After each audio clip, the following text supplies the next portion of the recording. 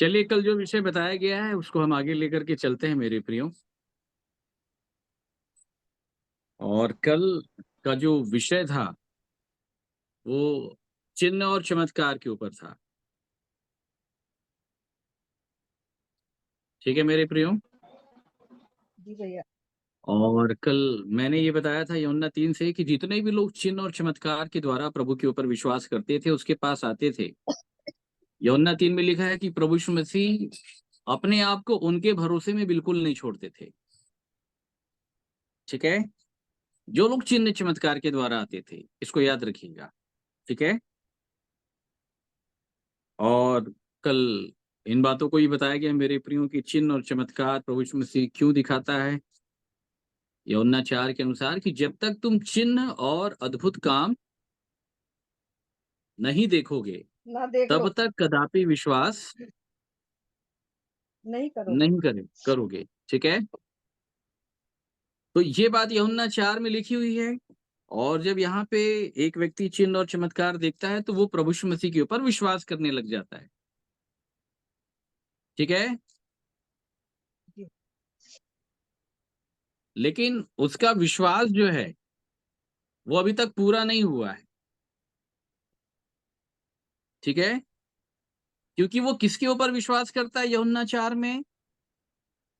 चिन्ह चमत्कार के लिए। चिन्ह चमत्कार। नहीं, चिन्ह चमत्कार देखकर विश्वास करता है। ठीक है। जी। तो मैं ये बोलना चाह रहा हूं कि किसके ऊपर विश्वास करता है? यीशु पर। हम्म। यीशु पर। कल मैंने बताया कि उसका विश्वास केवल यीशु पर आता है। बोलिए किस पर आता है? यीशु पर आता है। हाँ, ना प्रभु पर है और ना मसीह पर। वहां साफ लिखा है कि वो यीशु की चर्चा सुन करके जब उसने सुना कि यीशु यहाँ पे है तो जाकर के यीशु से विनती करने लग गया कि चलकर मेरे पुत्र को चंगा कर दे। ठीक है। तो उसका जो विश्वास है वहां पे, बड़े ध्यान के साथ आप लोग सुनिएगा, उसका जो विश्वास है वहां पे केवल यीशु के ऊपर। बोलिए किसके ऊपर है? यीशु के ऊपर। केवल यीशु के ऊपर है। केवल यीशु के ऊपर। ठीक है। जी। परंतु रोमियो 10 क्या कहता है? निकालें एक बार फिर से। बड़े ध्यान के साथ सुनिएगा, निकाल लें रोमियो 10 का 9 से पढ़े।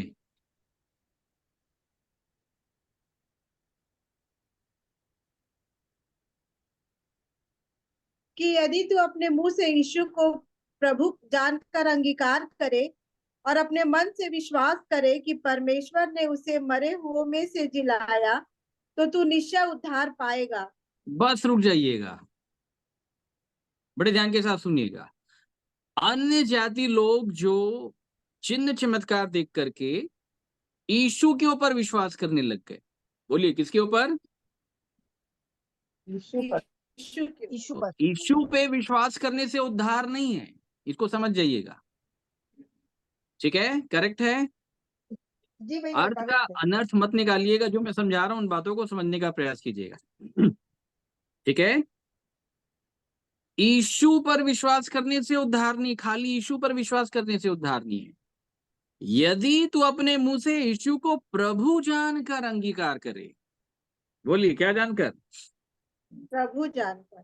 तो यूहन्ना 4 वाला जो है वो यीशु को केवल यीशु जाना है। प्रभु यीशु मसीह को केवल यीशु जाना है। बोलिए क्या जाना है?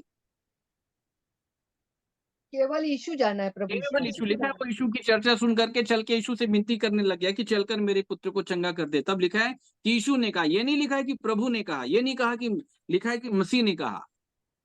तो इस कैरेक्टर को आपको समझना पड़ेगा।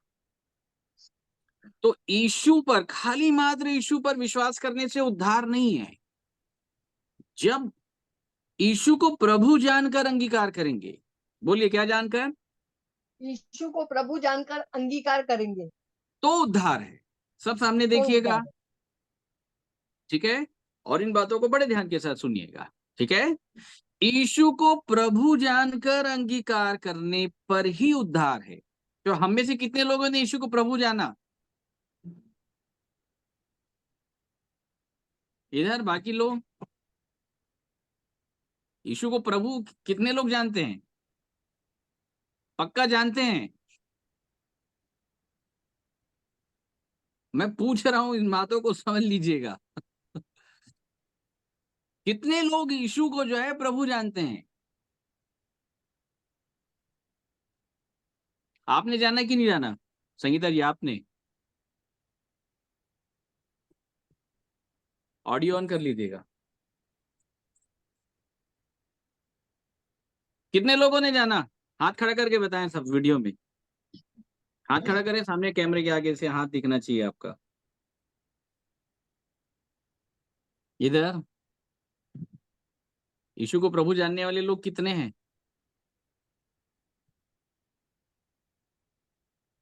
अच्छा, बाकी लोग तो कैमरे से गायब है, बोले कि हमको हाथ खड़ा करने की नौबत ही नहीं आनी चाहिए, बोले कैमरे से गायब रहते हैं हम लोग।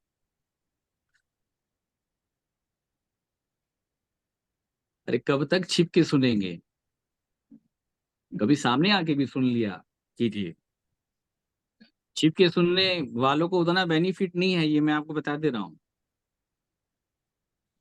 और जो नगर पहाड़ पर बसा है वो छिप नहीं सकता। जो छिप रहा है तो ये समझ लें कि पहाड़ के नीचे ही रहोगे भाई साहब, पहाड़ पर नहीं आ पाएंगे। ठीक है?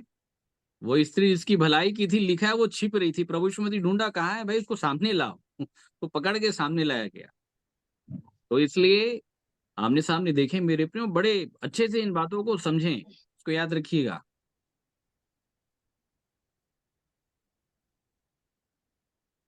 तो आप लोग यीशु को प्रभु जान लिए हैं? जान जी लिए हैं? भैया। अच्छा, कितने साल हो गए यीशु को जी प्रभु जाने?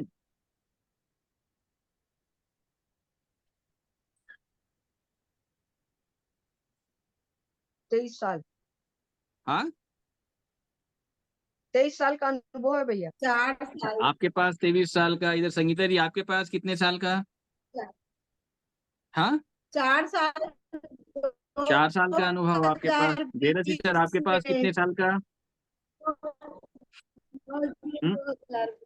मेरे पास हाँ, 30 साल हो गए भैया। 30 साल। हाँ।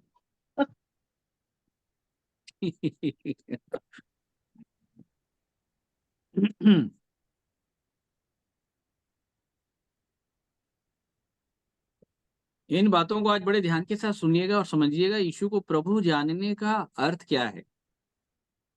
अच्छा, ये मैं पहले ही आपको बता देता हूँ, बहुत कम है, विरले हैं जिन्होंने यीशु को प्रभु जान लिया है। ठीक है? यीशु को प्रभु जान लिया है। ठीक है? अच्छा, बहुत लोग प्रभु बोल जरूर रहे हैं, वो होंठों से बोल रहे हैं, और जो मुझसे होंठों से केवल हे प्रभु बोलेगा वो स्वर्ग के राज में नहीं जाएगा। तो वर्बली उसको उच्चारण के रूप में ये बोलना कि यीशु ही प्रभु है, और उसको प्रैक्टिकली आत्मा की रीति के आधार पे प्रभु जानना, बहुत अंतर है। इन बातों को आप समझ लें। ठीक है? आप प्रभु कब से जान रहे हैं? जब से आपने उसका वचन सुना। ठीक है? मान रहे हैं आप ये बात कि भाई यीशु ही प्रभु है? आप प्रभु को तब से जान रहे हैं, आपने उसका वचन सुना, आपने मान लिया, आपका बपतिस्मा हो गया, आप तब से उसको प्रभु जान रहे हैं। लेकिन रोमियो के लोग, बड़े ध्यान के साथ सुनिएगा, जब हम प्रेरितों के काम में जब पौलुस की सेवकाई हम देखते हैं, तो पौलुस जो है वो रोम गया था और कुरिन्थियों के नगर में गया था, वहां लोगों ने विश्वास किया, और विश्वास करने के बाद लोगों ने बपतिस्मा ले लिया, और अब जो है वो कलीसियाई संगति का आरंभीकरण हुआ। तो ये पत्री जो है ये रोमियो के लोगों के झुंड को लिखी गई, जिनका बपतिस्मा हो गया था, जो ऑलरेडी फेथ में थे। मैं आपसे पूछना चाहता हूं, क्या वे लोग मुंह से उच्चारण नहीं करते होंगे कि यीशु प्रभु है? तो फिर ये बोलने की बात क्यों है कि यदि तू अपने मुंह से यीशु को प्रभु जानकर क्या करे? अंगीकार। अंगीकार करे। अंगीकार। क्या जानकर? प्रभु जानकर। हाँ, क्या जानकर बोलिए? प्रभु जान प्रभु जान। को प्रभु बड़े ध्यान के जानकर साथ, अंगीकार प्रभु करे। जानकर अंगीकार करे। ठीक है? और अपने मन से विश्वास करे कि परमेश्वर ने उसे मरे हुओं में से जिलाया। जिलाया, तो तू निश्चय क्या पाएगा? उद्धार पाएगा। मतलब इनको उद्धार उद्धार मिला पाएगा। मिला नहीं है अभी, इसको समझ लें। इनको पौलुस बोल रहा है कि इन फ्यूचर तुमको उद्धार मिल जाएगा। बात आ रही समझ में? इन फ्यूचर तुमको उद्धार मिल जाएगा। उसके लिए क्या काम करना पड़ेगा? अपने मुंह से यीशु को क्या जानना पड़ेगा? यीशु को प्रभु जानना पड़ेगा। याद रखिएगा, अपने मुंह से यीशु को क्या जानना पड़ेगा? प्रभु प्रभु जानना जानना पड़ेगा। पड़ेगा। इसको याद रखिएगा, ठीक है? और अपने मन से विश्वास करना पड़ेगा। बोलिए, विश्वास कहां से करना पड़ेगा? मन से अपने विश्वास। मन से उसे विश्वास करना पड़ेगा करना पड़ेगा। क्या विश्वास करना पड़ेगा? कि यीशु ने मुझे मरे हुए में से जिलाया है। नहीं नहीं नहीं नहीं, आप एकदम उल्टा बोलती हैं। यीशु ही ऐसा प्रभु है। ऐसा नहीं लिखा है। आराम से आंटी, आराम से इसको समझिएगा, ऐसा नहीं लिखा है। को ये प्रभु विश्वास है कि परमेश्वर ने उसे मरे हुओं में से, जिलाया है। याद रखिएगा, आपकी बात नहीं हो रही है। विश्वास ये करना पड़ेगा कि परमेश्वर ने उसे मरे हुओं में से जिलाया, तो तू निश्चय क्या पाएगा? उद्धार पाए। बात आ रही समझ में? किसे जिलाया? उसे उसे यीशु। कौन? यीशु यीशु यीशु को। हाँ, बड़े ध्यान के साथ सुनिएगा, किसको जिलाया? यीशु को। तो ये तो सुनने के लिए बड़ी छोटी सी बात लगती है। हम सब मानते हैं कि भैया परमेश्वर ने यीशु को जिलाया। तो क्या ये इतना आसान है? बोलिए, क्या ये इतना आसान है? नहीं है भैया, आसान तो नहीं है। बिल्कुल नहीं है। बिल्कुल नहीं ये है। मैं आपको समझाना चाह रहा हूं, बिल्कुल नहीं है। जितना जैसा हम ले रहे हैं ये वचन वैसा नहीं है। ये बहुत गंभीर बातें हैं। परमेश्वर का हर वचन बहुत गंभीर है, ठीक है? अब विश्वास कहां से किया जाता है? मन से किया मन जाता है। कितने लोगों ने मन से विश्वास कर लिया है? इधर देखिएगा। चलिए, अब आप लोग मेरे को बताइए, मन से विश्वास करने का क्या अर्थ है?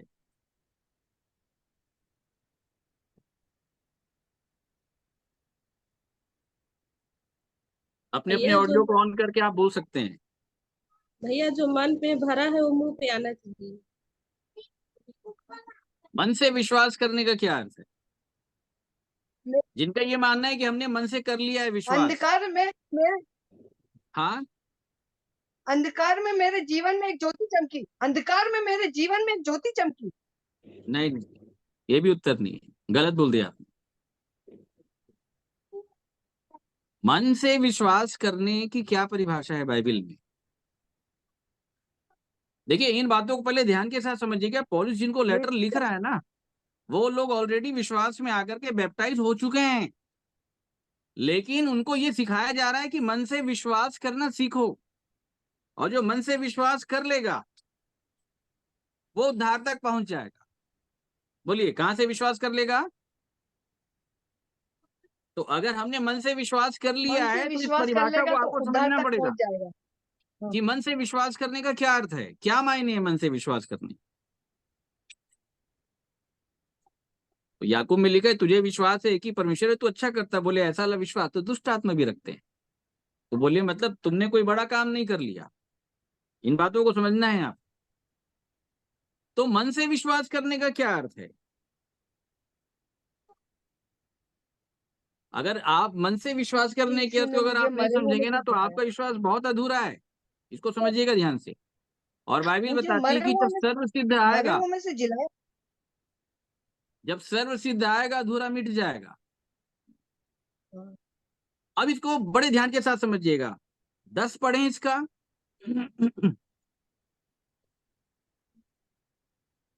क्योंकि धार्मिकता के लिए मन से विश्वास किया जाता है और उद्धार के लिए मुंह से अंगीकार किया जाता है। बड़े ध्यान के साथ सुनिएगा। मन से विश्वास करने का क्या अर्थ है यहाँ पे? मन से क्यों विश्वास करना है? धार्मिकता के लिए मन से विश्वास करना। के लिए। सब इधर देखिएगा। बोलिए, किसके लिए? धार्मिकता के लिए। याद रखिएगा, धार्मिकता के लिए कर्म करने की आवश्यकता बिल्कुल नहीं है। समझ रहे हैं आप? जी देखिए इसी में पौलुस क्या बोलना चाह रहा है। रोमियो 9:9-30 पढ़ें।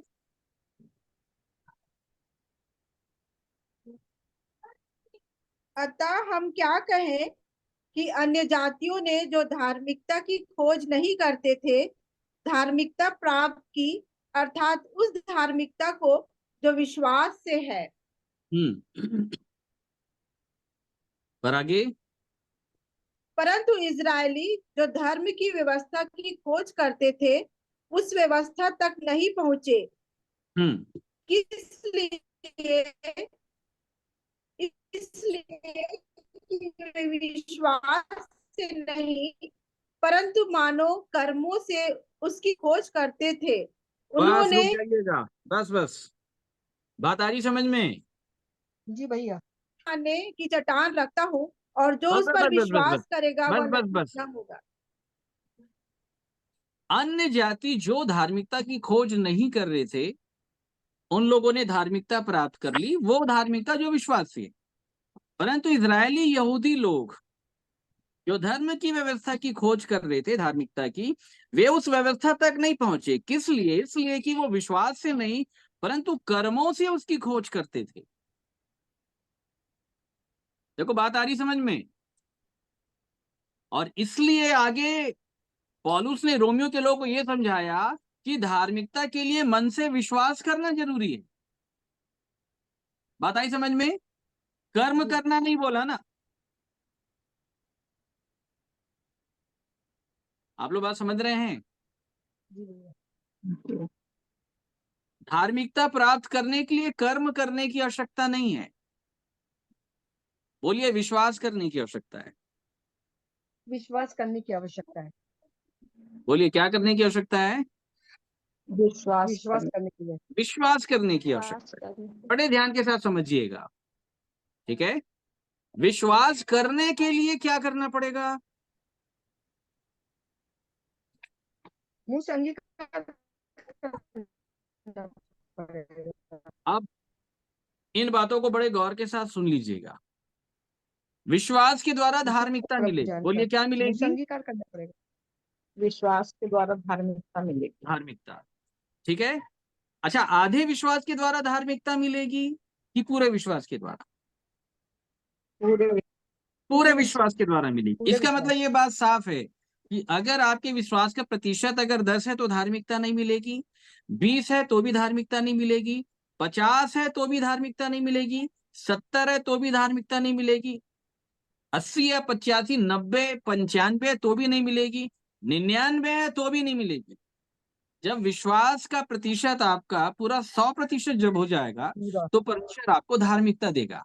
और याद रखिएगा, जो धार्मिकता परमेश्वर आपको देगा वो पहले पत्रस में लिखा है कि नए आकाश और नए पृथ्वी के ऊपर धार्मिकता वास करेगी और उस नगर का नाम यहोवा हमारी धार्मिकता रखा जाएगा। ये ओल्ड टेस्टमेंट में भी ये प्रोफेसी है।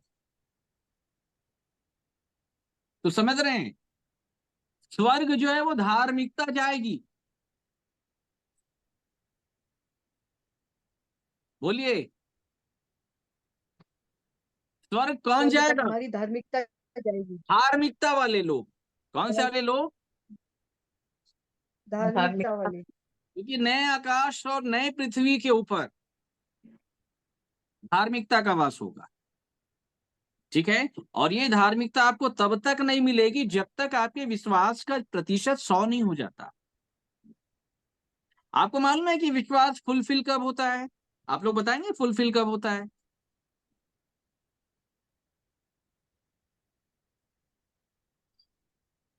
इन बातों को समझना बहुत जरूरी है, नहीं तो हमारा विश्वास अधूरा रहेगा मेरे प्रियो।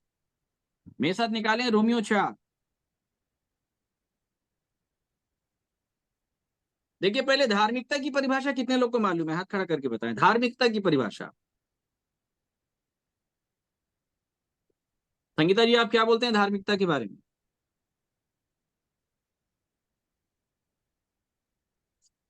धार्मिकता के लिए हमारा विश्वास पूरा 100% होना चाहिए। नहीं नहीं, मैं ये नहीं पूछ रहा हूँ आंटी, मैं भी ये पूछ रहा हूँ धार्मिकता की परिभाषा क्या है। कैसे लेते हैं आप लोग? अच्छा, कितने लोग धार्मिकता पा लिए हैं?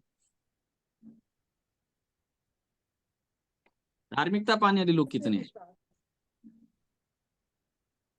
भैया अपने मुंह से कैसे बोलते हैं भैया? बोला नहीं, अपने मुंह से अरे कैसे बोलते बोलना तो अपने मुंह से ही है, हैं? लोग बोलेंगे और ना। किसके मुंह से बोलेंगे हम? आपका लेखा आपको अपने मुंह से देना है।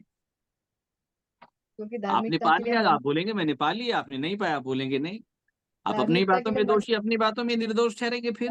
धार्मिकता के लिए मन से विश्वास करना पड़ता है। देखिए, धार्मिकता की परिभाषा निकालिए, रोमियो 4। मैं बोलने ही वाली थी, रोमियो 4। क्या बोलने वाले थे? बोलिए, रोमियो 4 में यही रोमियो 4 का 3। क्या बोलने वाले थे? रोमियो 4 का 3 बताने ही वाली थी। अच्छा, पवित्र शास्त्र क्या कहता है? यह कि इब्राहिम ने परमेश्वर पे परमेश्वर पर विश्वास किया। विश्वास किया और यह उसके लिए धार्मिकता गिना गया। इसका डिटेल लेकिन अपन को समझना पड़ेगा, क्योंकि विश्वास जी तो हाँ। धार्मिकता गिना जाता है, बट कौन सा विश्वास? अब जी इसको जी। ध्यान के साथ सुनिएगा, ठीक है? रोमियो 4:19 से पढ़िएगा।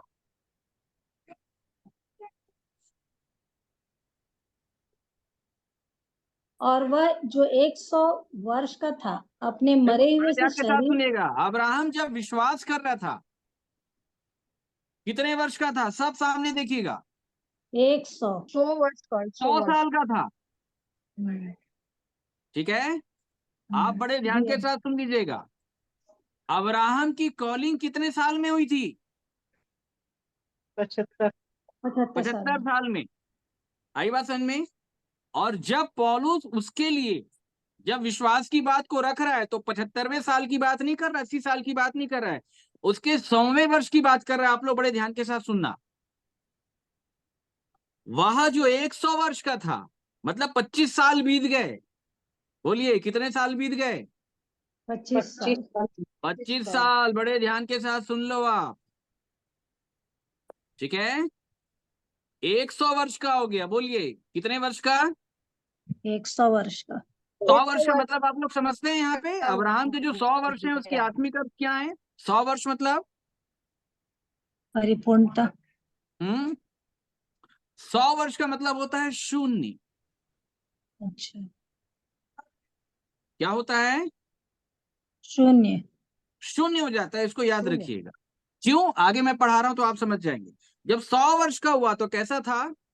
अपने मरे हुए से शरीर और अब बस सारा के बस अब बताइए, उसका शरीर कैसा था? मरा हुआ। अभी आप में से बहुत लोग का शरीर मरा नहीं होगा, मरा हुआ नहीं है अभी। हम्म। नहीं है मरा हुआ शरीर, ये मैं 100 आपको बता दे रहा हूं। साल के लिए आप लोग का शरीर जिंदा है अभी। बोलिए, क्या है? जिंदा है। लेकिन जिंदा है। अब्राहम का शरीर जीते जी मरा था। बोलिए, कैसे मरा था? जीते जी मर गया था। जीते जीते जी जी मरा। मरा था, याद रखिएगा, ठीक है? वो जब 100 वर्ष का हुआ तो लिखा है अपने मरे हुए से शरीर और सारा के गर्भ की मरी हुई की सी दशा जानकर भी विश्वास में निर्बल न हो। विश्वास में निर्बल नहीं हुआ लिखा है, लेकिन देह में निर्बल था। यही कुछ हालात गत्समनी के बाद में प्रभु यीशु मसीह का था।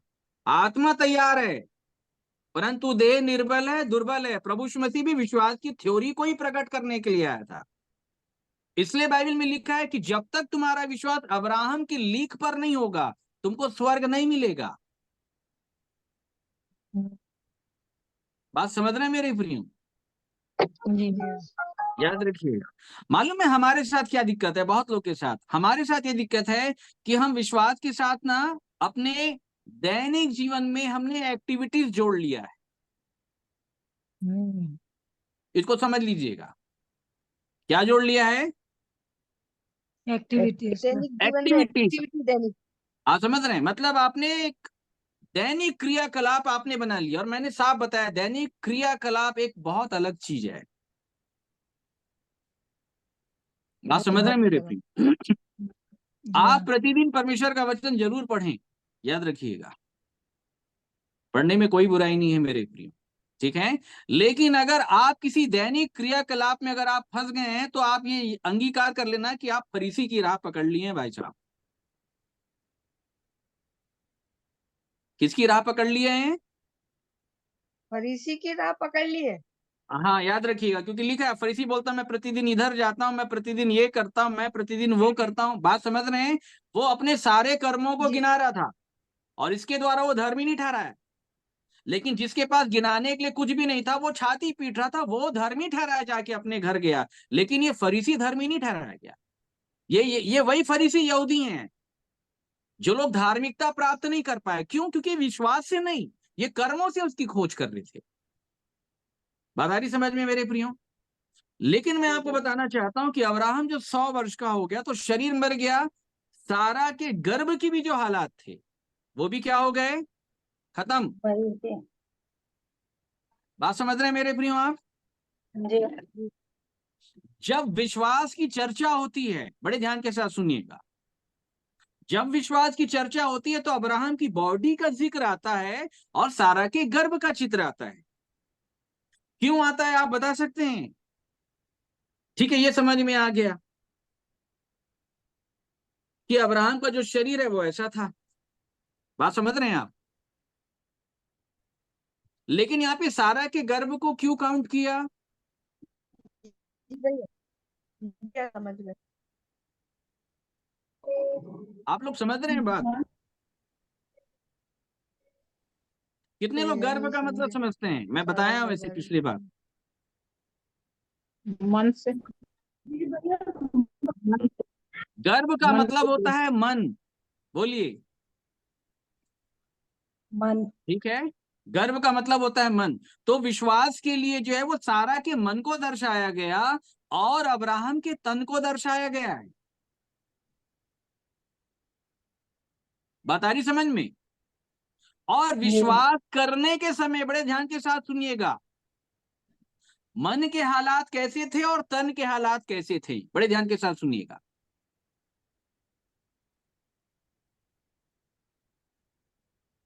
तन के हालात ऐसे थे कि तन मरा हुआ था। बोलिए क्या था? तन मरा मरा हुआ हुआ था। था। ठीक मरा है। हुआ। और मन अर्थात गर्भ के हालात ऐसे थे कि गर्भ धारण करने की भी क्षमता क्या हो गई थी? बंद हो गई थी। खत्म। खत्म। बात समझ रहे हैं? जी भैया। अब इन लोगों ने विश्वास किया। सब इधर सामने देखिएगा। बोलिए क्या किया? विश्वास किए। हाँ, अब विश्वास देखो कैसे किया जा रहा है। तो ये विश्वास की दशा है। बोलिए ये क्या है? विश्वास की दशा है। विश्वास की दशा है। मतलब विश्वास करने वाले जब तक अब्राहम और सारा के समान नहीं हो जाएंगे, उनका विश्वास परिपूर्ण विश्वास नहीं कहलाएगा। इसको पहले समझ जाइएगा। ठीक है। अब इस दशा में आने के बाद क्या लिखा है कि मरे हुए से शरीर और सारा के गर्भ की मरी हुई किसी दशा जानकर भी विश्वास में निर्बल ना हुआ और ना अविश्वासी होकर परमेश्वर की प्रतिज्ञा पर क्या किया? संदेह किया। संदेह पर। विश्वास में दृढ़ होकर परमेश्वर की परमेश्वर की महिमा विश्वास में दृढ़ होकर परमेश्वर की क्या की? महिमा की। महिमा की महिमा रुक की। जाइए, मतलब देखो, महिमा करने वाला शरीर जो है, महिमा करने वाला जो व्यक्ति है वो मरा हुआ है। बात आ रही समझ में? हम्म। महिमा करने वाला व्यक्ति कैसा है? जीवित नहीं है। देह में कैसा है? मरा हुआ है। मरा हुआ। सुनने बड़े ध्यान के साथ। इसलिए बाइबल ने बार बार लिखा है, ये जो विषय है मैं आपको आगे जाकर के बताऊंगा। ठीक है। महिमा करने वाला व्यक्ति मरा हुआ है, उसका तन मरा हुआ है। और स्त्री की बात करें तो स्त्री का गर्भ भी क्या है? मरा हुआ। ठीक है। परमेश्वर की महिमा की। आगे। और निश्चय जाना कि जिस बात की उसने प्रतिज्ञा की है वह उसे पूरी करने को भी सामर्थ्य है। हम्म। इस कारण यह उसके लिए धार्मिकता गिना गया। बस रुक जाइए। अब आई बात समझ में? इस कारण यह उनके लिए क्या गिना गया? धार्मिकता। और रोमियो के पत्री में आगे लिखा, इसलिए पौलुस इस चैप्टर के कंटिन्यूएशन में इन बातों को समझा रहा था कि धार्मिकता के लिए मन से विश्वास किया जाता है। अब बताइए, अब्राहम जब विश्वास कर रहा था तो मन से कर रहा था कि तन से कर रहा था? मन से। मन से कर रहा था। और आज के विश्वासियों को मालूम ही नहीं है कि मन से विश्वास करना क्या होता है, तन से विश्वास करना क्या होता है, प्राण से विश्वास करना क्या होता है। प्रियो, बात समझ पा रहे हैं आप? जी भैया। और जब वो मन से विश्वास कर रहा था तो उसके तन के हालात ऐसे थे कि तन मरा हुआ था। बोलिए, तन कैसा था? मरा मरा मरा हुआ था। बड़े ध्यान के साथ सुन लीजिएगा, तन जो है उसका मरा हुआ था। अच्छा, अब्राहम का तन जो है मरने में कितना टाइम लगा? 25 साल। और हम जो 25 साल। डेली बोलते हैं कि हम क्रूस में मरते हैं, तो बोलने से मर जाओगे? बात नहीं। समझ रहे हैं मेरे प्रियो? मरना अपने आप में एक सुखद अनुभव है। और मरना जो है वो बोलने से कोई नहीं मरता। मरने के लिए आपको अभ्यास करना पड़ेगा। बोलिए, क्या करना पड़ेगा? अभ्यास करो। अभ्यास करना पड़ेगा कि मरा कैसे जाता है। बात समझ रहे हैं मेरे प्रिय? अब्राहम का शरीर वो 75वें साल में बुलाया गया था। जब 100 साल का हो गया तो लिखा हुआ है मेरे प्रियो, याद रखिएगा, कि वो मरे हुओं के समान हो गया। किसके समान हो गया? मरे हुए के मरे समान। मरे हुओं के समान हो गया। और उसने इस बात को जान लिया कि जिसने प्रतिज्ञा की है वह उसे पूरा करने में भी क्या है? समर्थ है। सामर्थ्य है। यही विषय पौलुस बोल रहा है कि मुझे इस बात का भरोसा है, जिसने काम आरंभ किया भाई साहब पूरा भी वही करेगा। बात समझ रहे हैं आप? मतलब बोलने वाला भी वही है और करने वाला भी वही है। आपको बस केवल अब्राहम के देह की समानता में आना है, विश्वास के दशा की बराबरी करनी है, मरे हुओं के समान आपको बन जाना है। परमेश्वर अपना काम कर देगा, क्योंकि वह मुर्दों को जिलाता है। तो आपको इस भेद को समझना है कि मरा कैसे जाता है। और सुसमाचार का पहला पार्ट जो है, पहला लाइन जो है, वो मरने से चालू होता है कि वह मारा गया। बट कैसे? आप कब यीशु की मृत्यु की समानता में आओगे? सुसमाचार का पहला पार्ट यही है। बात आ रही समझ में मेरे प्रियो? आप अब्राहम की इस दशा में आ जाएं, आपका विश्वास फुलफिल हो जाएगा, परमेश्वर कर देगा। और तब आपका विश्वास आपके लिए धार्मिकता गिना जाएगा। ठीक है? क्या गिना जाएगा? धार्मिकता गिना जाएगा। हाँ, तब धार्मिकता गिना जाएगा। लिखा है कि धार्मिकता के लिए मन से विश्वास किया जाता है और उद्धार के लिए क्या किया जाता है? मुंह से मुंह से अंगीकार। तो अब्राहम जब मुंह से अंगीकार कर रहा था तो वो क्या शो ऑफ कर रहा था अंगीकार में? वो यीशु को प्रभु बोल रहा था। बात कुछ आ रही समझ में? क्या बोल रहा था? प्रभु बोल रहा है। अगर आप यीशु बोलते रहोगे तो यीशु के पास राइट्स नहीं है जिलाने का। आई बात समझ में? जी। लेकिन जब यीशु के नाम के आगे जब आप इस अनुभव में आने के बाद समझ जाते हैं कि वो यीशु नहीं, वो प्रभु है। क्या है? प्रभु है। याद रखिएगा। तो प्रभु के पास जिलाने की सामर्थ है। इसलिए बोल रहा है कि तुमने यीशु जानकर विश्वास किया, तुम्हारा विश्वास अधूरा है, अब उसको प्रभु जानकर विश्वास करो। क्या जानकर विश्वास करो? प्रभु प्रभु जानता है। जानकर उसको विश्वास करो। प्रभु जानकर विश्वास करो। देखिए कितना बड़ा भेद है बाइबल में। यीशु जान के विश्वास करना बहुत अलग है, और प्रभु जानकर विश्वास करना, दोनों बातों में जमीन और आसमान का अंतर है। बात समझ रहे हैं मेरे प्रिय? ये वही विश्वास का वचन है जो हम प्रचार करते हैं कि यदि तो अपने मुंह से यीशु को प्रभु जानकर अंगीकार करे। और नीचे बोलता है अंगीकार उद्धार के लिए किया जाता है। किसके लिए? उद्धार के लिए। उद्धार के लिए। बात समझ रहे हैं मेरे प्रियो? इसका मतलब ये बात साफ है कि अब्राहम जब ये अंगीकार कर रहा था कि जिसने मुझ में अच्छा काम आरंभ किया है वही पूरा करने में समर्थ है, ऐसा करके उसने हाथ खड़ा कर दिया, प्रभु आई कांट डू इट, मैं नहीं कर सकता। ये आपकी बात थी। बात समझ रहे हैं मेरे प्रिय? आप कर सकते हो। इसलिए प्रभु यीशु मसीह से पतरस ने पूछा किसका उद्धार होगा प्रभु? तो प्रभु यीशु मसीह ने कहा मनुष्य से ये नहीं हो सकता। भाई आई बात समझ में? मनुष्य से ये नहीं नहीं हो हो सकता, सकता। परंतु परमेश्वर से सब कुछ हो सकता है। आज तुम्हारे लिए एक उद्धारकर्ता का जन्म हुआ है, लिखा है यही प्रभु है और यही मसीह है। मसीह भी। लोग केवल यीशु समझने लग गए। ये जितने भी आजकल जो चिन्ह चमत्कार वाले जो काम चल रहे हैं ना मेरे प्रियो, यहाँ पे इसमें इन चिन्ह चमत्कार में बस केवल यीशु के होने का प्रमाण है, यीशु की शारीरिक उपस्थिति को दर्शाने का प्रमाण है। परंतु यीशु को प्रभु और मसीह देने का परिचय तो वही लोग दे सकते हैं जो लोग अब्राहम के समान विश्वास वाले बन जाएंगे। बात समझ रहे हैं मेरे प्रिय? यीशु तो एक नाम है, बोलिए क्या है? नाम है। नाम। नाम है। प्रभु क्या है? एक पद है। पद। मसीह क्या है? एक पद है। लिखा है कि जब वो मर के जी उठा तो परमेश्वर ने उसको प्रभु भी ठहराया और मसीह भी ठहराया। मसीह भी ठहराया। मसीह। बात आ रही समझ में? तो अगर आप इस विश्वास के दर्जे को प्राप्त करना चाहते हैं तो आपको अब्राहम की दशा की बराबरी करनी होगी।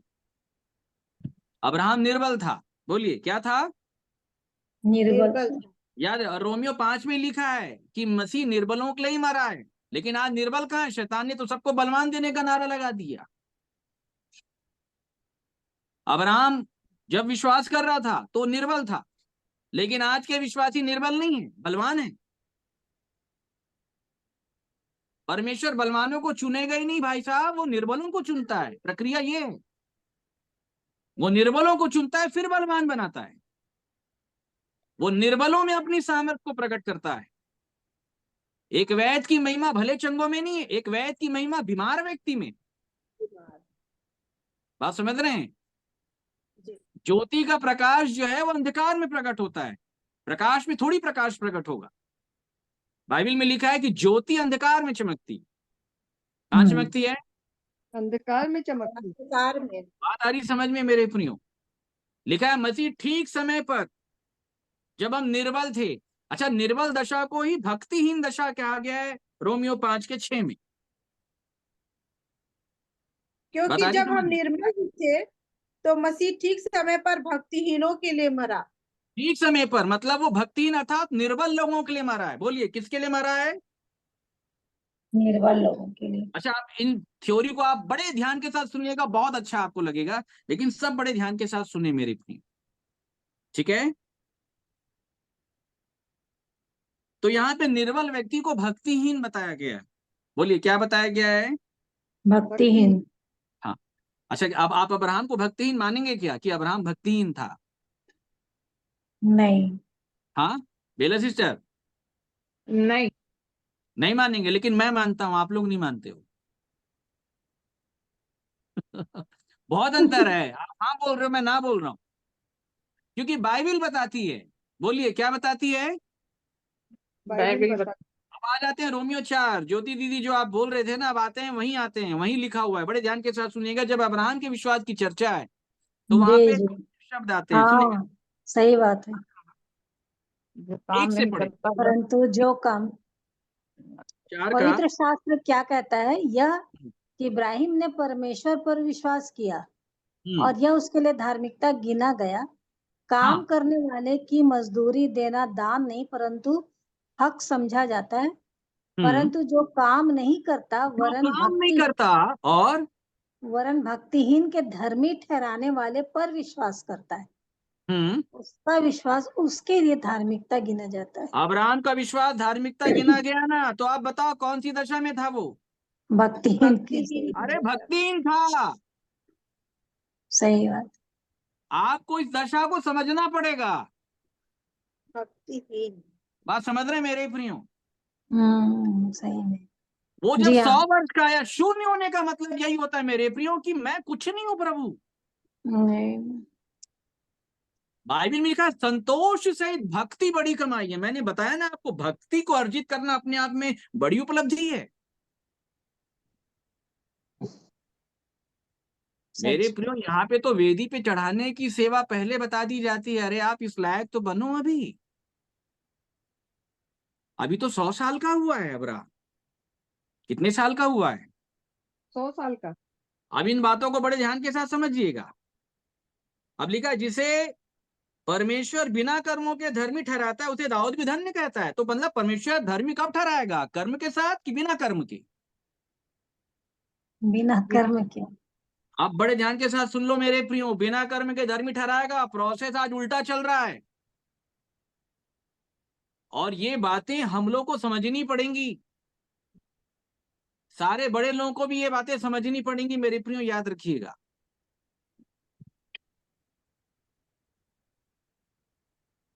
बाइबल ये बताती है कि अब्राहम काम नहीं कर पाया। भाई साहब बोलिए, क्या नहीं कर पाया? काम नहीं कर पाए। और यही बात पौलुस भी बोल रहा है, इच्छा तो मुझ में है लेकिन काम नहीं बन पा रहा। याद रखिएगा, क्या नहीं बन पा रहा है? काम नहीं बन पा रहा। काम नहीं बन पा रहा है। इस बात को बड़े ध्यान के साथ सुनिए।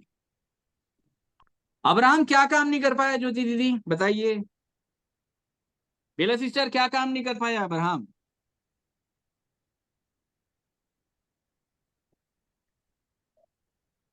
भक्ति नहीं कर पाया। काम बता सकते हैं आप लोग? काम काम पुत्र पैदा नहीं कर पाया।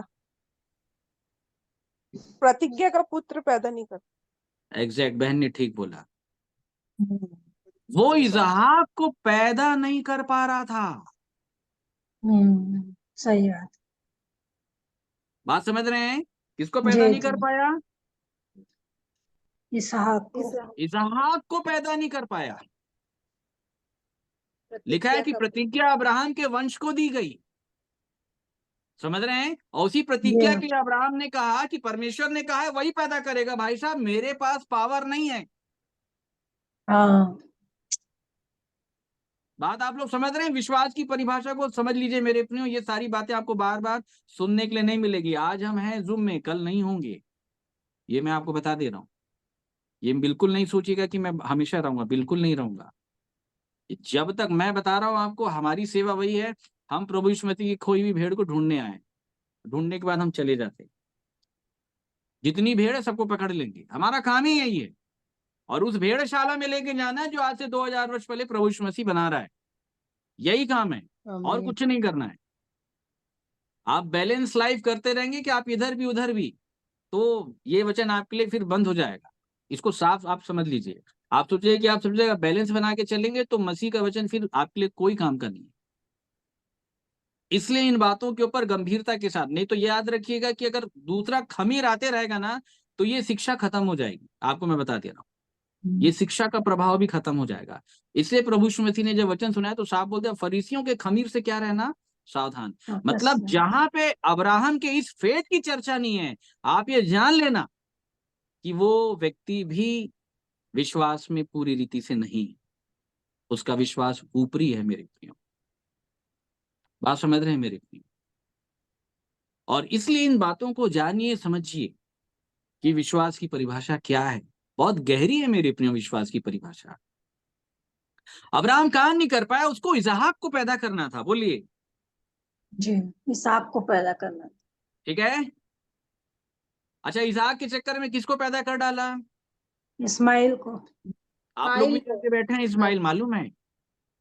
सबके पास हम्म, इस्माइल है आप लोग के पास, मैं देखता हूं। जी सबके पास। सबके पास इस्माइल है। बात समझ रहे हैं आप? अच्छा, जब इस्माइल पैदा हुआ, बोलिए कौन पैदा हुआ? इस्माइल इस्माइल पैदा। पैदा हुआ। इस्माइल पैदा हुआ तो अब्राहम कितने साल का था? 83 साल का। हाँ 99 99 बताओ। 85। 86, 86 साल का था। 90 बड़े ध्यान के साथ सुनिएगा, कितने साल का था? 86 साल। बड़े ध्यान के साथ सुनिएगा मेरे अपने, बहुत सुंदर बातें आपको समझ में आएंगी, ठीक है। 86 साल की उम्र में उसने किसको पैदा कर दिया? इस्माइल को। इस्माइल को। अच्छा, इस्माइल को किसके द्वारा उसने पैदा किया? हाजिरा को। हाजिरा जो एक दासी थी, ठीक है। तो हाजिरा के साथ उसने इस्माइल को पैदा किया। दिमाग किसका चला था? सारा का। सारा का। बात समझ रहे हैं? सारा का दिमाग चला। उत्पत्ति 15 में परमेश्वर ने अब्राहम को बोल दिया, तेरा जो निज पुत्र होगा, कौन होगा? निज पुत्र। वो बोला कि प्रभु आप मुझे को क्या देंगे? मेरे को लग रहा है ये जो दमिश्कवासी एलीटर जो मेरे साथ है शायद यही होगा। तो बोला नहीं, तेरा जो निज पुत्र होगा। तो ये बात जाके वो सारा को बताया। आप लोग बड़े ध्यान के साथ सुनिएगा, ठीक है। ये बात जाके वो सारा को बताया, तो सारा ने उसको दिमाग दिया। क्या दिया? दिमाग दिया। सारा ने दिमाग दिया उसको। स्त्रियां बड़ा अब्राहम दिमाग को। देती है भाई साहब, इसको याद रखिएगा, ठीक है। तो स्त्री ने दिमाग दिया। क्या दिया? स्त्री दिमाग ने में। दिमाग दिया। तो कैसे दिमाग लगा? बड़े ध्यान के साथ सुने, जैसे आप लोग भी लगाते हैं ना, सारे लोग बैठ के। इसलिए अभी भी सब दिमाग ही चल रहा है ना भैया। हाँ, वही मैं बताना चाह रहा हूँ, बड़े ध्यान के साथ सुनिएगा। उसने दिमाग लगाया, अच्छा तेरा निज पुत्र मतलब तेरे द्वारा होगा। अच्छा मेरी कोख तो बंद करके रखा है। अच्छा हाजिरा को रख ले, और तब हाँ ये करो भाई साहब, ठीक है। फिर अब्राहम बोला होगा ये सही है, ठीक है। बोले बिल्कुल, तेरा वंश होगा, ले तेरे द्वारा पैदा होगा ना, तो मेरे से हो नहीं रहा है, तो इसको रख ले। बड़े ध्यान के साथ सुनना। उपाय किया। क्या किया? उपाय किया। बड़े ध्यान के साथ सुनना। अच्छा, क्या उपाय कर रहे हैं ये लोग? प्रतिज्ञा की संतान को पैदा करने का उपाय कर रहे हैं भाई साहब। बोलिए, किसकी संतान को? प्रतिज्ञा की संतान। प्रतिज्ञा की संतान। मतलब परमेश्वर ने बोला है कि मैं संतान दूंगा, लेकिन ये लोग अपने दिमाग और अपने पावर से लेने के चक्कर में। बड़े ध्यान के साथ सुन लो, कि बाइबल ये बोलती है कि जिसने बोला है करेगा वही। मेरे को बड़े ध्यान के साथ समझना आप इन बातों को, ठीक है। अब इन लोगों ने अपना दिमाग लगाया। दिमाग लगाने के बाद सारा ने बिल्कुल बोला होगा, देखना बेटा ही पैदा हो, क्योंकि बेटी पैदा हो जाती तो फिर पूरा प्लान ही खत्म हो जाता। तो कौन पैदा हो गया? बेटा बेटा। सब बेटा। इधर सामने देखिएगा, कौन पैदा हो गया? बेटा। बेटा अच्छा, पैदा जब हो गया। बेटा पैदा हुआ इस्माइल, तो उन्होंने क्या समझा फिर उसको? यही हो प्रतिज्ञा गया। यही प्रतिज्ञा का बोले प्रतिज्ञा की संतान पैदा हो गया। किसकी संतान? प्रतिज्ञा की प्रतिज्ञा की संतान। संतान। प्रतिज्ञा की संतान पैदा हो गया। किसने पैदा किया? बोले अब्राहम ने पैदा किया। कैसे पैदा किया? अपना पावर लगाया। 86 साल का था, पुरुषार्थ करने की क्षमता थी। बड़े ध्यान के साथ सुनना। पैदा कर दिया। सारा का भी दिमाग बहुत चल रहा था, उसने भी दिमाग दे दिया। अब जैसे ही लड़का पैदा हो गया ना, ठीक है, तो अब्राहम के सामने उसने पीठ थपथपाया, मैं बोली थी ना कि बेटा ही पैदा होगा। तो अब्राहम उसको बोला होगा पक्का, रे वाह तू बड़ी आत्मिक है रे, तूने बताया और सही में बेटा पैदा हुआ है, सही में परमेश्वर की ओर से है। बात कुछ आ रही समझ में? अब उसके बाद इन लोग इस्माइल को क्या सोच के चलते रहे? यही प्रतिज्ञा की संतान है। ये प्रतिज्ञा की संतान है। आई बात समझ में? अच्छा, इनको कब पता चला कि ये प्रतिज्ञा की संतान नहीं है?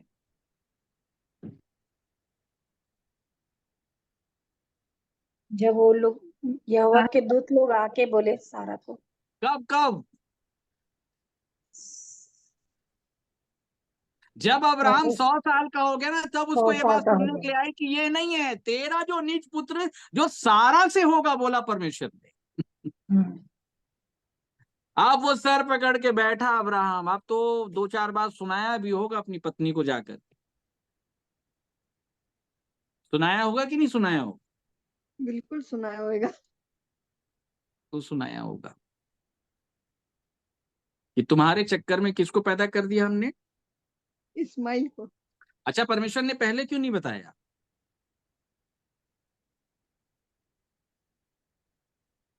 पहले क्यों नहीं बताया? परमेश्वर बोल सकता था ना भाई, परमेश्वर उनकी अगुवाई कर सकता था। बात को समझिएगा ना बड़े ध्यान के साथ। दिमाग लगा रहे थे ना, इसलिए कि उनको याद बुद्धि रखिएगा, दिमाग लगाने वालों की कोई अगुवाई परमेश्वर कभी नहीं करता, इसको याद रखिएगा। कोई अगुवाई नहीं होती है, बिल्कुल नहीं होती है। परमेश्वर कभी लीड नहीं करता, बिल्कुल नहीं। लेकिन दिमाग लगाने वाले हर व्यक्ति को यह लगता है कि परमेश्वर मुझसे बोल रहा है। होता है कि नहीं? तभी तो इस प्रभाव में आकर के काम कर देते हैं। सही।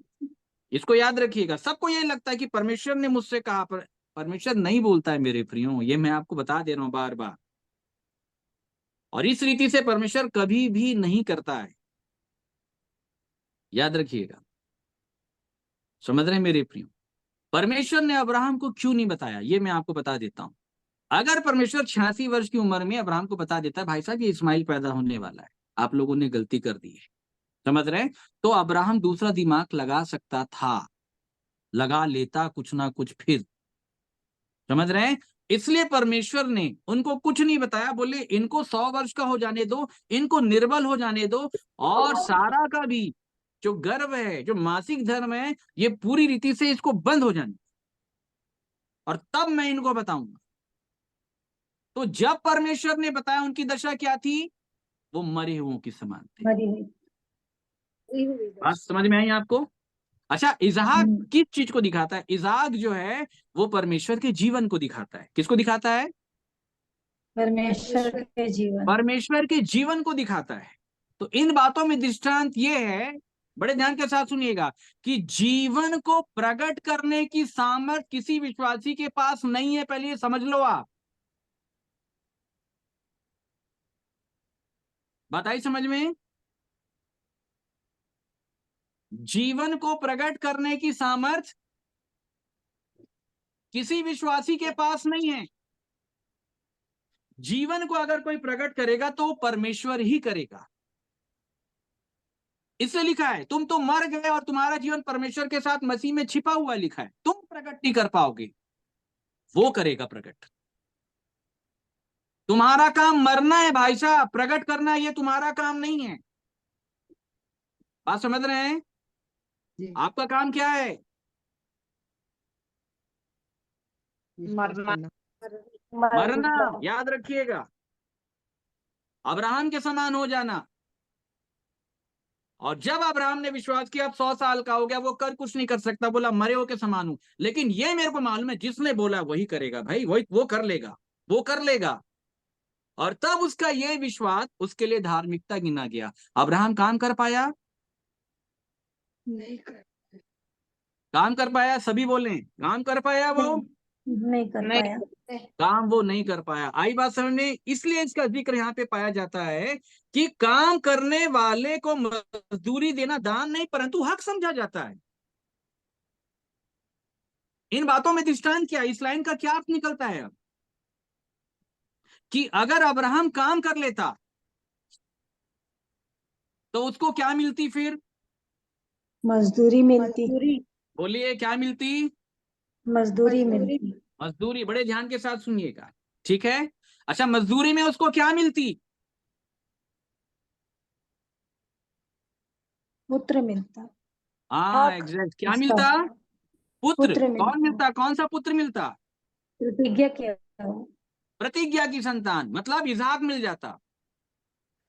अगर अब्राहम काम करके अपने काम के बल पे प्रतिज्ञा की संतान इसहाक को अगर ले लेता ना, तो क्या बोलता वो? मेरा हक है। बड़े ध्यान के साथ सुनिएगा, क्या बोलता? तो मेरा हक है। तो फिर परमेश्वर के साथ कोई रिलेशन नहीं रहता। बात आ रही समझ में? आज संसार के लोग हक की लड़ाई लड़ रहे हैं। बात आ रही समझ में? अगर जी। अब्राहम भी इसी दशा में अगर इसहाक को प्राप्त कर लेता तो परमेश्वर से लड़ लेता, मेरा हक है। हक है कहने का मतलब वो क्या बोलता? पिताजी आप एहसान कुछ नहीं किए हो, मेरा हक था ये।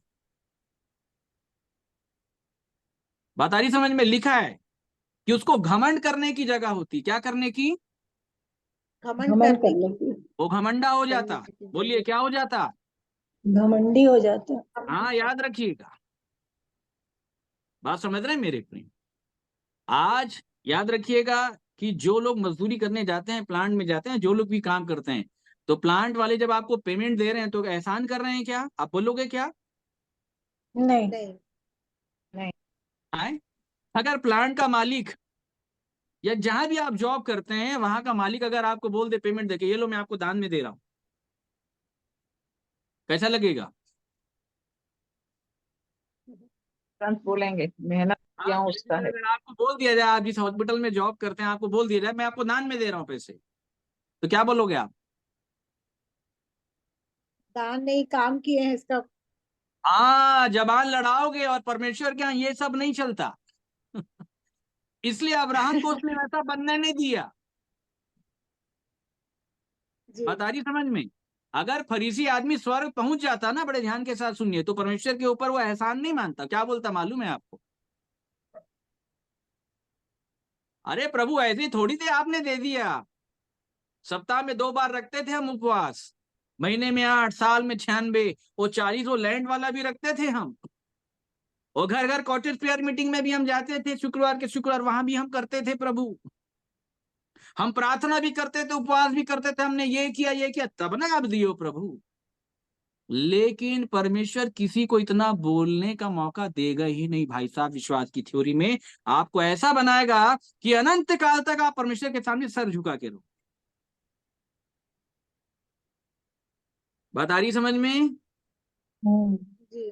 अब जब परमेश्वर ने इसहाक जब अब्राहम को दिया है, इस महिमा को ना अब्राहम ले सकता है ना अब्राहम की पत्नी ले सकती है।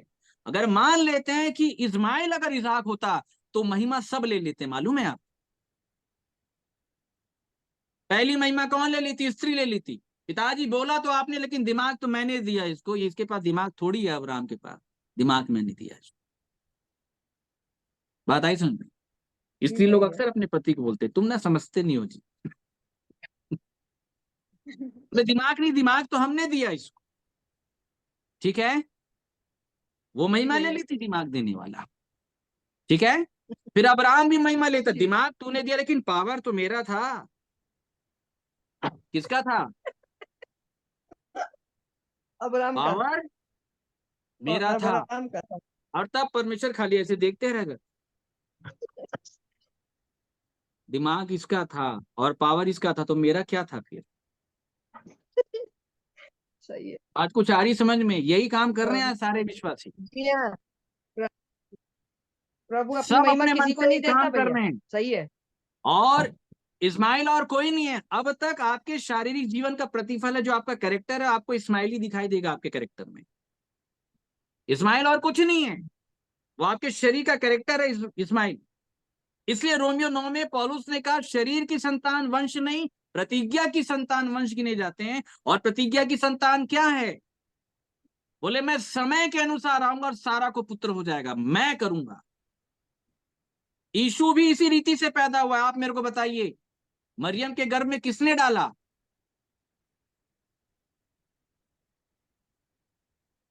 स्वर्गदूत ने वचन के द्वारा। यीशु को मरियम के पर गर्भ तक किसने पहुंचाया? संसार के किसी पुरुष ने पहुंचाया? नहीं, नहीं पहुंचाया।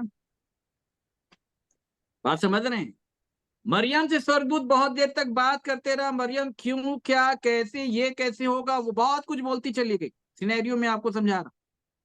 आखिरी में जब उसने सारी बातों को मान लिया तो उसने कहा कि हे प्रभु मैं तेरी दासी हूं, तेरे वचन के अनुसार हो। बस इस लाइन के बाद वो गर्भ ठहर गया। बात आई समझ में?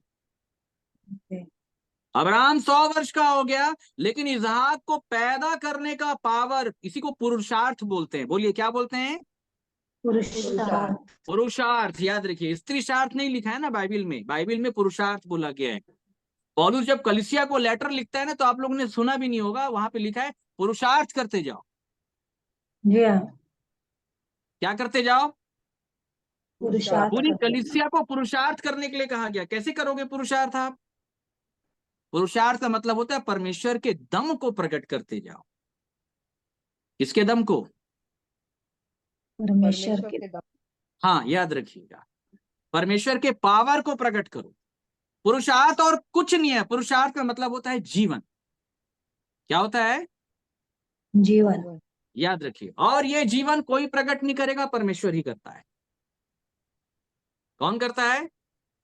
परमेश्वर ही इसलिए कर। पौलुस भी जब विश्वास कर रहा है तो बोलता है इच्छा तो मुझ में है, लेकिन काम नहीं कर पा रहा। उसने ये बता दिया, मैं भक्तिहीन हूँ, मैं अभागा मनुष्य हूँ, मैं मृत्यु की देह में पड़ा हुआ प्राणी हूँ, मैं फंसा हुआ प्राणी हूँ। ये विश्वास की दशा है मेरे प्रियो। और यही सुसमाचार का पहला भाग है जो पौलुस बोलता है, मैंने शारीरिक निर्बलता के कारण तुमको सुसमाचार सुना। कहने का मतलब यह है कि जिनकी ये दशा नहीं हुई है वो सुसमाचार सुनाने के योग्य भी नहीं है। ये सुसमाचार का पहला पाठ है। यीशु मारा गया, तो कैसे मारा गया? तो लिखा है निर्बलता के कारण मारा गया। कैसे चढ़ाया गया क्रूस तक? लिखा है निर्बलता के कारण। इसलिए पौलुस बोलता है हम भी उसमें निर्बल हैं। सुसमाचार का पहला पाठ क्या है? यीशु की निर्बलता को अपनी देह में लेके घूमना। बात आ रही समझ में मेरे प्रिय? हम भी उसमें निर्बल हैं बोलता है पौलुस। उसने कुरिन्थियों के लोगों को डांट लगा दिया, मैं निर्बल हूं, तुम कैसे बलवान बन जाओगे?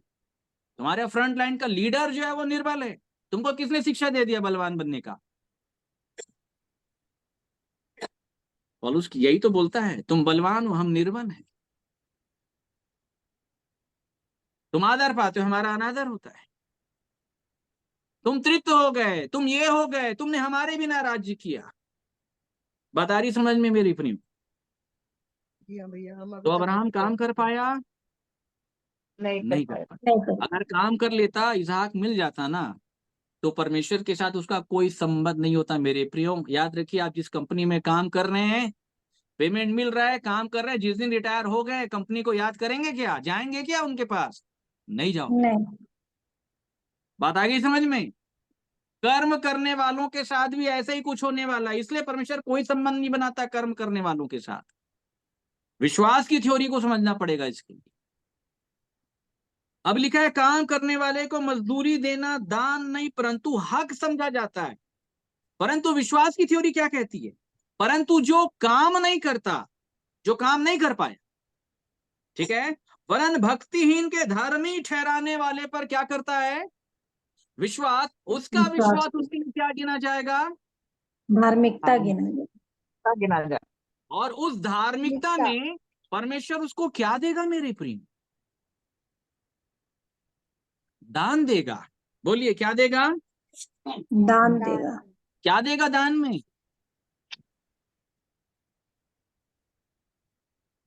क्या देगा दान में वो आपको? प्रभु अनंत यीशु मसीह देगा दान में। बात को समझ रहे हैं मेरे प्रियो? दान में क्या मिलेगा आपको? परमेश्वर का पुत्र मिलेगा। पौलुस जब कुरिन्थियों के लोगों को लेटर लिखता है तो बोलता है परमेश्वर का उस दान के लिए जो उसने दिया, जो वर्णन से बाहर है, धन्यवाद। परमेश्वर ने दान में क्या दिया? अपने पुत्र को, प्रभु यीशु पुत्र को मसीह। दिया। याद रखिए, तो परमेश्वर ने पुत्र को किसमें दिया है? दान में। दान में। तो यीशु ने। बात आई समझ में? तो उसको लेने वाले की दशा कैसी होनी चाहिए? निर्बल होनी चाहिए। मरी हुई सी। कंगाल वाली दशा होनी चाहिए, क्योंकि दान कंगालों को दिया जाता है बाइबल के अनुसार। किसको दिया जाता है? कंगालों को। कंगालों को। याद रखिए क्या कहा प्रभु यीशु मसीह ने? मैं कंगालों को सुसमाचार सुनाने के लिए है। इन बातों को समझना पड़ेगा। मतलब परमेश्वर अपने पुत्र को ऐसे लोग को कभी नहीं देगा जिनका विश्वास कर्म के ऊपर आधारित है, जो कर्म कर रहे हैं। इसलिए यहूदियों को नहीं मिला परमेश्वर का पुत्र। परंतु जो लोग अब्राहम के समान विश्वास वाले हैं, जो लोग जान लेते कि प्रभु मेरे पास करने की ताकत नहीं है पिताजी, ठीक है, कौन कर सकता है? पुत्र ही करेगा। बोलिए, हर वस्तुओं के ऊपर शिरोमणि किसको ठहराया गया है? पुत्र को ठहराया गया है। समझ रहे हैं? परमेश्वर की इच्छा को पूरी कौन करेगा? आप नहीं कर पाओगे, पुत्र करेगा। बोलिए, कौन करेगा? पुत्र करेगा। पुत्र करेगा। वो पुत्र जब आएगा तब करेगा। और वो पुत्र कब आएगा? जब आप अब्राहम के समान निर्बल हो जाओगे, जब आपकी देह मरे की समानता में आ जाएगी, तब इब्रानियों का वो वचन पूरा हो जाएगा जो पौलुस ने कहा कि बलिदान और भेंट तूने नहीं चाहिए, परंतु मेरे लिए एक बॉडी तैयार हो गई है पृथ्वी के ऊपर, और मैं उस देह में जा रहा हूं प्रकट होने के लिए। और जब वो उस देह में आ जाता है जिसका नाम परमेश्वर का पुत्र प्रभु यीशु मसीह है, तो उस देह में होकर परमेश्वर की इच्छा को पूरा कर देता है। मेरे प्रिय, बात समझ रहे हैं आप? इसलिए बाइबल में लिखा है जिसके पास परमेश्वर का पुत्र होगा उसके पास जीवन होगा। पुत्र ऐसे नहीं आता मेरे प्रियो। पौलुस भी जब अपने विश्वास की बात करता है तो क्या बोलता है? मैं मसीह के साथ क्रूस पर चढ़ाया गया हूं, अब मैं जिंदा नहीं रहा पर मसीह मुझ में जीवित है, और अब जो मैं शरीर में जीवित हूं, शरीर में, तो उस विश्वास से जीवित हूं जो परमेश्वर के पुत्र पर है। बोले मतलब वही सब कुछ कर सकता है, मैं नहीं कर पाऊंगा। आज हम भी इसी बात का प्रचार कर रहे हैं मेरे प्रिय। बेला सिस्टर के मैं घर गया था, मैंने बाइबल के आखिरी पन्ने को पढ़वाया था, याद होगा सिस्टर आप? जी। हे अब्बा, हे पिता, तुझसे सब कुछ हो सकता है। गत्समनी के बाग में प्रभु यीशु मसीह का विश्वास यही है, मुझसे नहीं तुझसे सब कुछ हो सकता है। अरे यहां तक कि प्रभु यीशु मसीह के पास कटोरा पीने की सामर्थ्य नहीं थी भाई साहब, वहां पे उसकी प्रार्थना को पढ़िएगा, वो सारी सामर्थ परमेश्वर ने उसको दी। अगले दिन क्रूस उठाने की सामर्थ परमेश्वर ने उसको दी। 39 कोड़े खाने की सामर्थ परमेश्वर ने उसको दी। निंदा सहने की सामर्थ परमेश्वर ने उसको दी। और तब अगले दिन पूरे संसार के विरोध में खड़े होकर के परमेश्वर के पुत्र ने परमेश्वर की इच्छा को प्रकट कर दिया। इसे कहते हैं विश्वास। लेकिन आजकल के विश्वासियों के लिए विश्वास क्या है? केवल संडे चर्च जाना विश्वास है, फ्राइडे कॉटेज प्रेयर मीटिंग ही विश्वास है, थोड़ी प्रार्थना कर लिए वही विश्वास है, उपवास कर लिए केवल वही विश्वास है, थोड़ा दान दे दिए केवल वही विश्वास है, दशवान दे दिए केवल वही विश्वास है। मेरे प्रियो, इससे ज्यादा तो फरीसी करता था। मेरे प्रियो, ये सारे काम बिल्कुल करने हैं, लेकिन विश्वास की दशा में आने के बाद करने हैं। अब्राहम के समान विश्वास वाला बन जाने के बाद हमको ये करना है। मेरे प्रियो, बात समझ में आ रही है आपको? जी भैया। बात समझ रहे हैं आप? जी यह है अब्राहम का विश्वास जो उसके लिए धार्मिकता गिना गया। उसने मन से विश्वास किया। तन कैसा था उस समय? निर्बल था, दुर्बल था। बात समझ रहे हैं मेरे प्रिय? सारा के गर्भ की भी दशा मरी हुई के समान थी,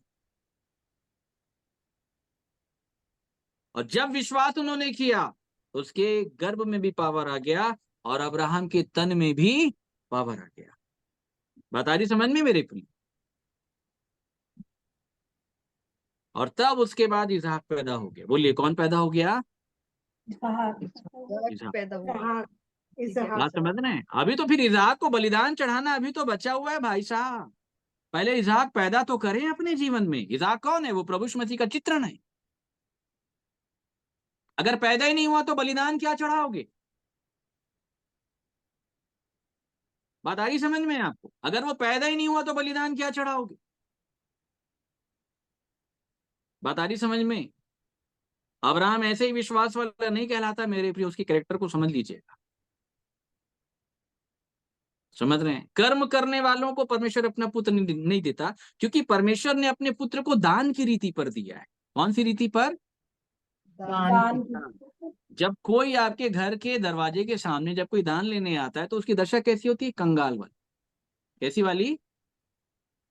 और आपको इसे मालूम है कि वो कंगाल लाजर का चित्रण इसलिए प्रस्तुत किया गया है, वो धनवान नहीं जा पाया ना, याद रखिएगा। धनवानों का परमेश्वर के राज्य में प्रवेश करना बड़ा कठिन है, लेकिन कंगाल पहुंचेंगे वहां लाजर के समान। बता रही समझ में आप? जी भैया। लाजर नाम का एक कंगाल, लाजर नाम तो प्रभु यीशु मसीह का है बाइबल में। वो धनी परमेश्वर हमारे लिए कंगाल बन गया। क्या बन गया? कंगाल बन गया। कंगाल बन गया, ताकि उसके कंगाल होने से तुम धनी हो जाओ। बात समझ रहे हैं मेरे प्रेम? इसलिए प्रभु यीशु मसीह ने कहा, हाय तुम पर जब तुम धनवान हो, तुमको जितना मिलना था मिल गया, तुम अपनी शांति पा चुके, अब मैं तुमको कुछ नहीं दूंगा। परंतु धन्य हो तुम जब तुम कंगाल हो, जब तुम शोक करते हो, तुम रोते हो। हाय तुम पर जब तुम हंसते हो। तो बात आ रही समझ में मेरे प्रियो? जी भैया। यीशु को प्रभु जानना मतलब समझ रहे हैं आप लोग, बड़ा विषय है। हम बस केवल होठों से प्रभु प्रभु कह रहे हैं। यीशु को प्रभु बोलने के लिए आपको अब्राहम के समान निर्बलता की पूरी दशा में आना पड़ेगा। जैसे अब्राहम आ गया था। प्रभु बोलने का यही मतलब है कि मैं नहीं कर सकता, आप करोगे। ये कब बोलेंगे आप? जब आप उस अनुभव में पहुंचेंगे, तब इस वचन का अंगीकार। और परमेश्वर हर एक विश्वासी को इसी अनुभव में लेकर के जाना चाहता है। परंतु संसार की शिक्षा अलग है। संसार की शिक्षा आप किसी भी चर्च में जाएंगे, बलवान बनाने वाली। क्या बनाने वाली है? बलवान बनाने वाले। ये नारा लगाते हैं चर्च में लोग, बुलवाया जाता है, बोलिए हम प्रभु में बलवान है, क्योंकि बोलिए बाइबल में लिखा है। लेकिन वो भूल जाते हैं कि जिनको प्रभु में बलवान बोला गया है, वो पहले निर्बल बने। क्या बने हैं? निर्बल बने। पहले निर्बल बने। मतलब समझ रहे हैं? मतलब शैतान ने प्रभु यीशु मसीह के मृत्यु का जितना पाठ है सब गायब कर दिया, और बड़ी बड़ी बातों को सामने ला करके रख दिया। बात समझ रहे हैं? हम अपने आप को कलेक्टर बनने के लिए तैयार हैं, लेकिन कलेक्टर बनने के लिए कलेक्टर ने जितना सैक्रिफाइस किया, हमने आज तक किया ही नहीं। बात आई समझ में? हमको करना कुछ नहीं है, लेकिन नेम प्लेट दिखाना बहुत कुछ है। बात समझ रहे हैं मेरे प्रियो? ये विश्वास की थ्योरी है मेरे प्रियो। और आप समझ सकते हैं कि अगर मैं ये बातें अगर मैं आपको बोल रहा हूं, तो मेरा विश्वास कहां तक के होगा। बात समझ रहे हैं मेरे प्रियो? अब आपको बात समझ में आई कि पौलुस क्यों बोल रहा था मैं अपनी निर्बलता पे घमंड करता हूं? बात आई समझ में? क्योंकि निर्बल लोगों को ही परमेश्वर का पुत्र मिलेगा, बाकी किसी को नहीं मिलेगा। क्योंकि लिखा है, मसीह ठीक समय पे निर्बलों के लिए मरा, अर्थात भक्तिहीनों के लिए मरा। मतलब जब आप अब्राहम के समान निर्बल दुर्बल हो जाते हैं, मान लेते प्रभु मैं भक्तिहीन हूं, तब भक्ति वाला पुत्र आपके अंदर आ जाएगा, तब आपकी भक्ति पूर्ण हो जाएगी। उससे पहले नहीं होगा मेरे प्रियो, याद रखिएगा। अच्छा, उसके बाद जब पुत्र आता है ना, याद रखिएगा, तो कहां पे आता है मालूम है आपको? कहां आता है? मन में जन्म ले। गलत बोल दिया, हृदय में आता है। बोलिए कहां आता है? हृदय में आता है। वो हृदय में भेजेगा। कहां भेजेगा? हृदय में। याद रखिएगा। अभी तो पुत्र की इच्छा मन में है, इच्छा तो मुझ में है, जो पौलुस बोलता है। समझ रहे हैं? अब परमेश्वर अपने पुत्र को विश्वास करने वाले व्यक्ति के हृदय में भेजता है। बोलिए कहां भेजता है? हृदय में। वो हृदय में भेजेगा। आप बड़े ध्यान के साथ समझिएगा, मेरे साथ निकालिए 2 कुरिन्थियों, फिर हम समाप्त करेंगे।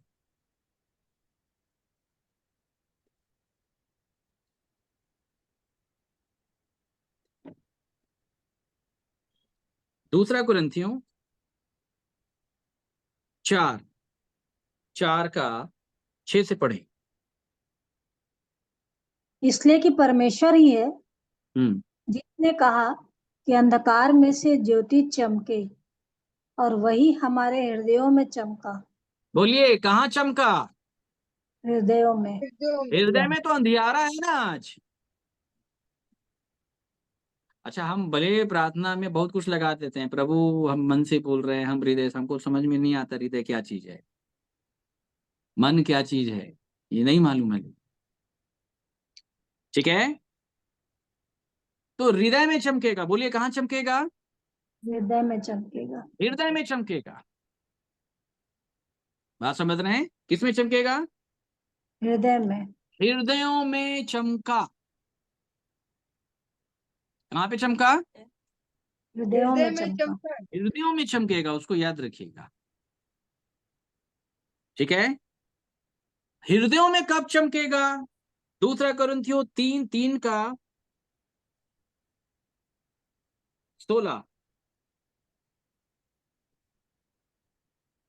3:16। हम्म परंतु जब कभी उनका हृदय प्रभु की ओर फिरेगा तब वह तो पर्दा उठ जाएगा। अभी तक आप लोगों ने मन फिराव का संदेश सुना है ना। हम्म अब यहाँ से हृदय फिराव का संदेश चालू होता है। हम्म, बात आ रही समझ में? क्या फिराव? हम्म। हृदय का फिराव। हृदय का फिराव। हृदय का फिराव तब होगा जब मन का फिराव हो जाता है। समझ रहे हैं? मन से विश्वास करना पूर्ण रूप से बहुत जरूरी है, तब हृदय का फिराव होगा। तो जब कभी उनका हृदय फिरेगा तब वह पर्दा क्या हो जाएगा? उठ जाएगा। उठ जाएगा। समझ रहे हैं? फिर उसके बाद क्या हो जाएगा? प्रभु तो आत्मा है और जहाँ हम्म कहीं प्रभु का आत्मा वह स्वतंत्रता है। हाँ, तब प्रभु जो है ना वो आपके हृदय में आके बैठेगा। कहाँ बैठेगा? हृदय में आके। तब आप उसको हृदय में जगह देने वाले ठहरेंगे। तब यीशु जो है वो प्रभु की उपाधि आप में पालेगा। बात आप समझ रहे हैं मेरे प्रियो? और तब आपका मन जो है वो क्या हो जाएगा? हृदय जो है वो क्या हो जाएगा? हृदय, सॉरी मन नहीं बोल रहा, हृदय क्या हो जाएगा?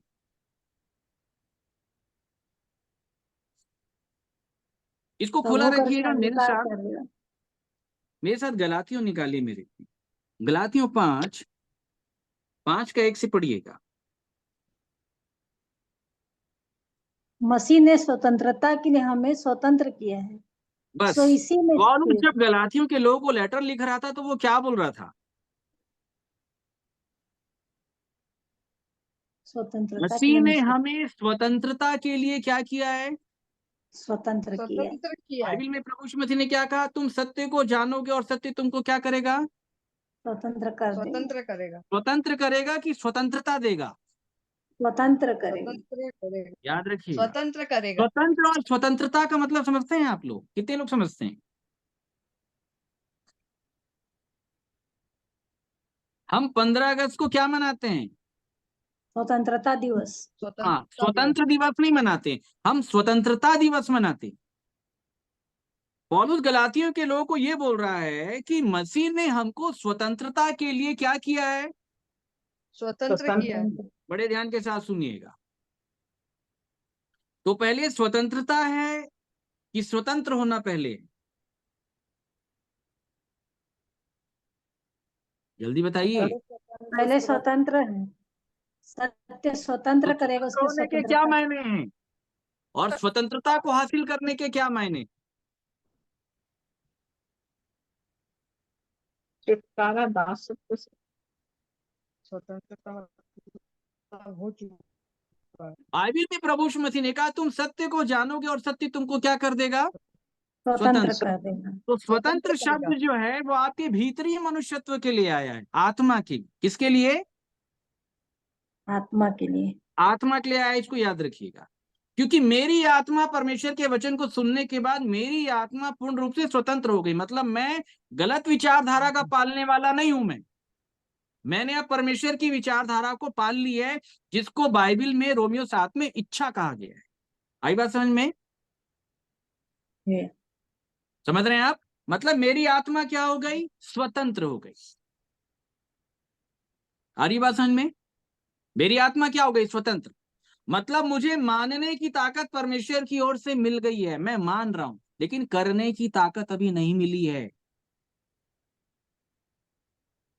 अब्राहम के पास भी मानने की ताकत है, लिखा है देह में निर्बल निर्बल हुआ हो, आत्मा में नहीं हुआ। बात आ रही सही। समझ में?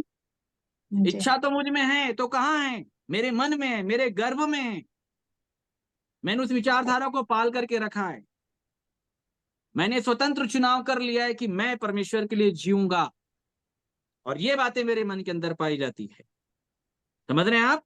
तो परमेश्वर ने मेरी आत्मा को स्वतंत्र क्यों किया है? कि मेरी आत्मा आत्मिक जीवन में आगे बढ़ करके स्वतंत्रता को हासिल करे। बता रही समझ में? किसको हासिल करें? आत्मिक जीवन में स्वतंत्रता को हासिल करें। स्वतंत्रता को हासिल करें। स्वतंत्रता क्या है?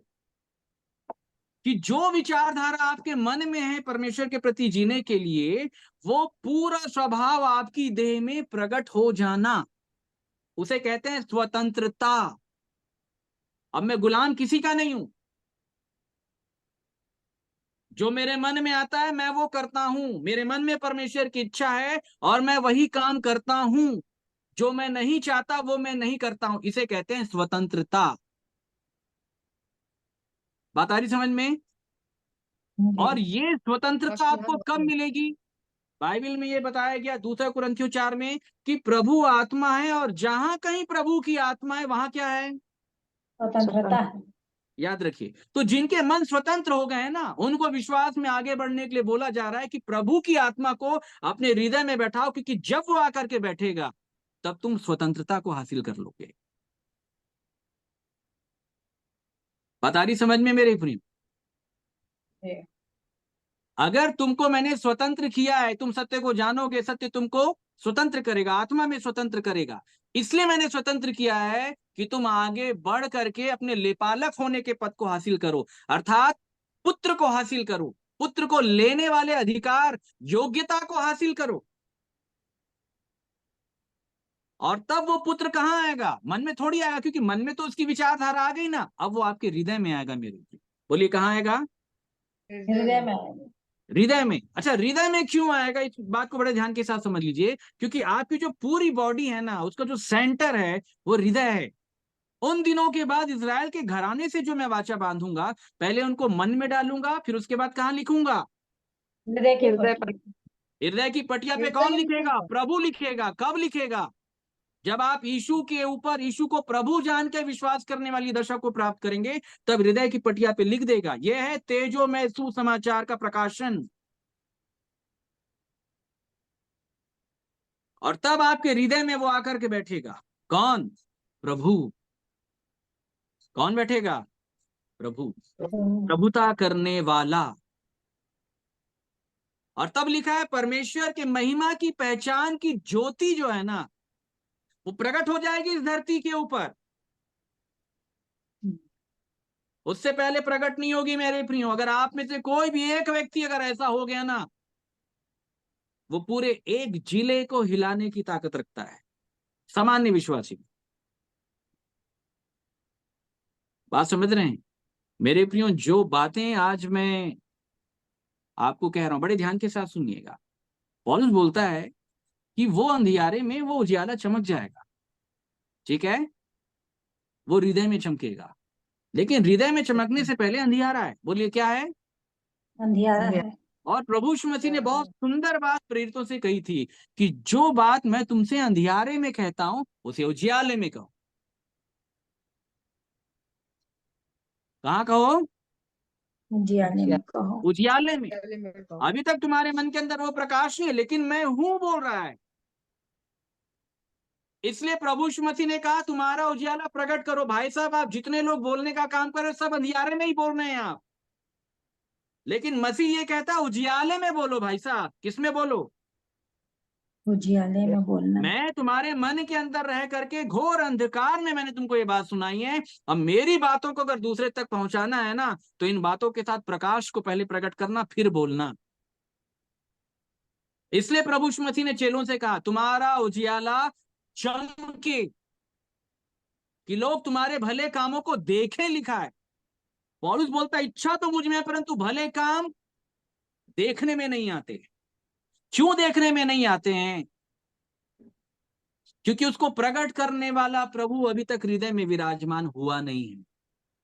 क्योंकि जब वो हृदय में आ जाएगा तो उसके महिमा की ज्योति जो है वो वहां से चमकने लग जाएगी। और तब उसके बाद संसार के लोग जान लेंगे कि तुम मेरे चेले, तुम मेरे बेटे और बेटियां हो, तुम कलीसिया हो, तुम उसके मंदिर हो, वह तुम में रहता है, वह तुम में होके चलता है। तब वो जाने। बात समझ रहे हैं मेरे प्रिय? जो मैंने तुमसे कानों कान कहा है, छत पे जाके प्रचार करो। बोले कहां पे प्रचार करो? सबके आत्मिक अर्थ है मेरे प्रिय। जो मैंने तुमसे अंधियारे में कहा उसे उजियाले में कहो जाकर के। हृदय में आने वाला वो जो प्रकाश है, जो प्रभु के आने के बाद आता है मेरे प्रियो, उस प्रकाश में कहो। अच्छा, इसी प्रचार को 2 कुरिन्थियों 4 से जो हमने उठाया है, इसी को पौलुस ने बताया स्थिर होने वाला तेज। बात समझ रहे हैं मेरे?